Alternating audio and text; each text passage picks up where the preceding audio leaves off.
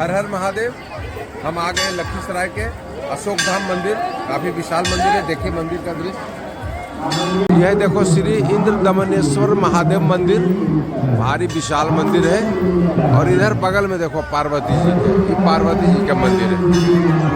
खूब आज पूजा अर्चना हो रहा है, महाशिवरात्रि है, भीड़ भाड़ भी अच्छा है, भारी भीड़ उमड़ ले पूरा श्रद्धालु लोग के। अशोक धाम के बाद जमुई जिला आ गए, जमुई जिला के मल्लेपुर के काली मंदिर।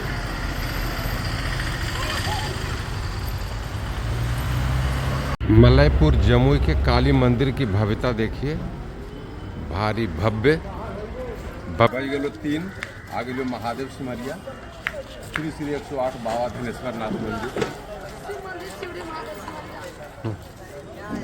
अंदर से सब मंदिर के सीन देख लो। धनेश्वर मंदिर के अंदर का भाग। यहाँ देखो धान के बाली के चढ़ावा हो,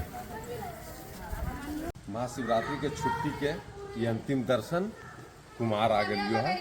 ये दर्शन अंतिम हो तो एक बाद जीवो घर। कुमार मंदिर जमुई जिला में बड़ी ही भव्य मंदिर है। बगल में तालाब है, मंदिर के बगल में ही तालाब। मंदिर के सुंदरता में 4 चांद लगाया और हले बड़े बहुत अच्छा, बहुत सुंदर शानदार यज्ञ स्थल मंदिर के बगल में।